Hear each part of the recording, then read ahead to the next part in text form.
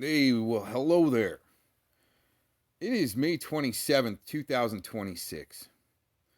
Occasionally, in rare seasons, I'll do an updated digital writ of mandamus to provide just a little bit more in depth and insight of how to maintain a digital writ of mandamus and what it might pertain and your responsibilities thereof if you're going to invoke such a let's say a potent weapon against conspiracy to harass, suspicion, so forth. But as far as let's say something that I haven't been able to bring up in other videos, maybe talked about slightly, but is your responsibility with the writ of mandamus to lessen the pressure of law enforcement and uh, certain third parties finding information that they would possibly report to the police or maybe try to weaponize the police.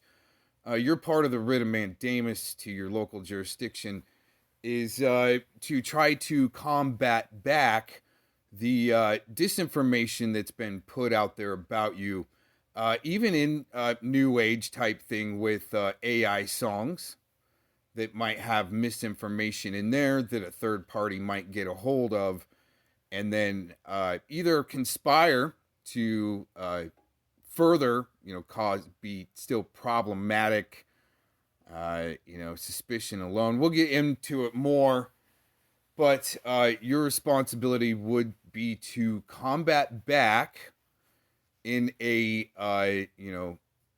as nice of a manner as possible that misinformation to try to defuse situations. One of the things that a few of the things that we're going to go through in this video is third party, second party responsibilities, so forth, and what I wanted to get into with this is a third party, if a third party agrees to participate in or facilitate harassment, it could potentially be considered a conspiracy to harass. This involves an agreement between two or more people to commit an unlawful act, in this case, harassment. That's why doing the writ of mandamus to your local jurisdiction and sometimes updates is because of, let's say somebody uses your name in their videos to gain attention from a third party because of their butthurtness of certain events that have taken place, whether true or not. We're going to be getting into with again suspicion to harass. But anyways, what we need to get into is second party, third party, and what could be unwanted contact. So we all know what second party is as far as, face to face, mano a mano. Then third party. Let's see, I've got notes on this. That way we go through it quick. Second party typically refers to direct between two individuals, face to face, mano a mano. If third party agrees to participate or facilitate harassment, it could potentially be considered a conspiracy to harass. This involves an agreement between two or more people to commit an unlawful act, in this case, harassment. If the third party finds information that raises suspicion but doesn't indicate illegal activity, then uses that suspicion to harass an individual, it could be problematic. While suspicion alone isn't illegal, acting on it in a way that constitute harassment, like repeated unwanted contact, information, requesting information, even down to college transcripts, so forth, or even creating a hostile living environment, can be unlawful. regardless of the initial information's truth or legality. The focus would shift to a third party's action and whether they cross the line into harassment.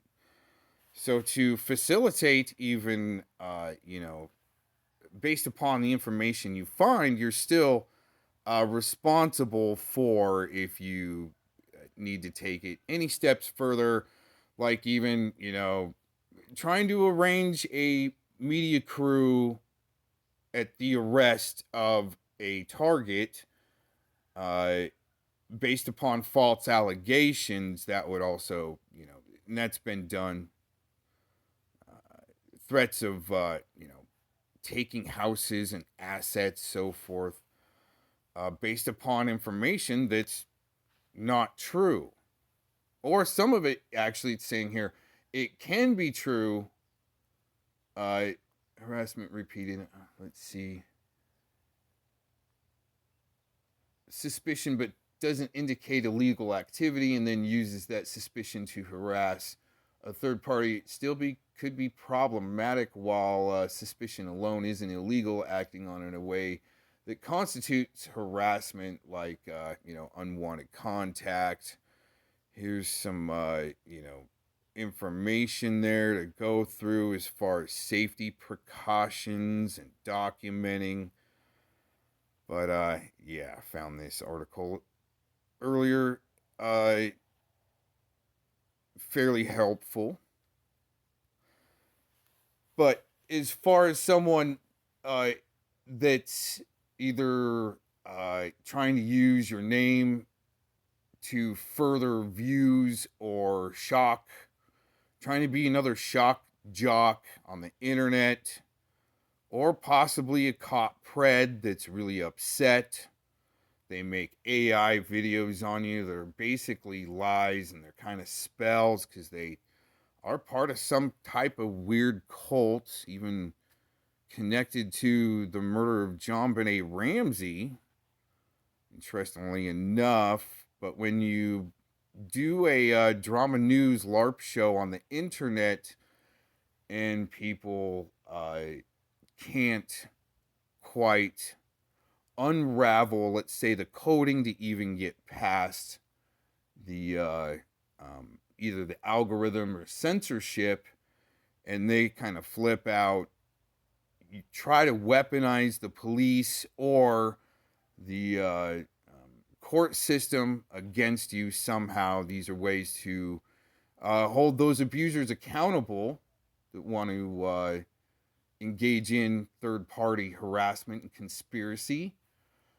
But that's why you do a writ of mandamus to, keep your local jurisdiction on notice that you're doing your due diligence to try to combat back the lies. Or even you could have done something stupid on the internet, or maybe LARPed to bring out a bigger hypocrisy or a deeper issue that you feel is important, and want to focus on that. But the actions of others, what they do with that information, could cross over into the line of harassment. I mean, especially saying come to someone's house and say you're going to off them, then off yourself. The same creator of recent AI videos using my name and their titles to try to recruit third party, players that think they know a lot, everything about the internet, or, even the Q movement. It's interesting how it was deemed illegal basically by the FBI field office in Phoenix. I'd say around 2019, 2020. I haven't heard President Trump do anything about revoking that statement about Q being illegal, which I can see how Q can create extremism and divide and, basically what they call auto hoax someone to be, what someone else is trying to paint them as on the internet, especially using AI music and spells and so forth, and name and their titles. Again, especially being threatened with legal actions. So that's, statute of limitations on that, contacting lawyers and judges for videos to go down because of I might have collected something you said or have done on the internet, and used it as a great example to raise awareness in my drama news LARP show that I've been doing for a very long time, and even won some awards and got some credentials to actually try to, let's say, defuse certain situations before they have to go to court. That way, you're not even, putting pressure, or, undue, procedures on your local jurisdiction to cost taxpayers money because there's already been a DA in your local jurisdiction that's, been, basically charged with serious crimes, let go of their position, embezzlement, fraud, using taxpayer dollars to buy himself a car or something like that. But anyways, yeah, when you get things like that happening, it does raise deeper concern, and to be able to report that in the news, or corruption, because that's what I went to college for. I shouldn't have to provide transcripts for, going to college. But anyways, I mean, you can ask. People can ask. Like Telly needs to see my credentials constantly. That can be considered harassment to a certain extent, especially when it comes to unwanted calls, like when Spamton needs to try to text or call 100 times while I'm live streaming because Scotty Bromance wanted to dox my phone number on the internet, even by accident, he claims. But that's the thing, is I'm here to even go live every once in a while, drop a join link if anyone wants to try to reconcile or talk about things that might have upset them. Right? I'm always open to phone calls if people have my number.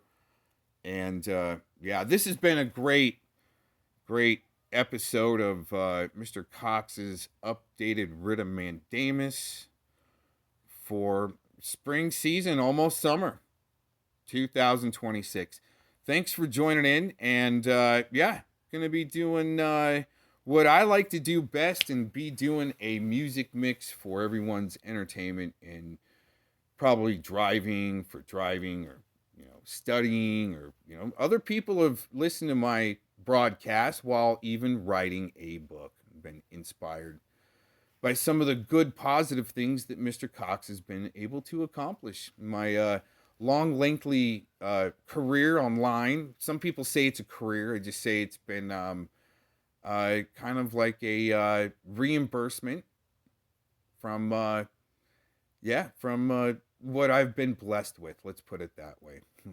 The ability to possibly entertain and turn really bad situations into hopefully some laughs and lots of love, and and if people are passionate about a certain subject that I might cover, I cover a few different subjects in my news broadcast, and I've been retired, so it seems as though that anytime I do decide to speak publicly, that there's repercussions through certain AI videos or songs that have, blatant lies and so forth. And some people even think it's me, and it's not. So, yeah, you got to clear those things up to keep everything positive and not put so much pressure from people making false calls into your local jurisdiction, and wasting taxpayer dollars on things that can be resolved even through the internet.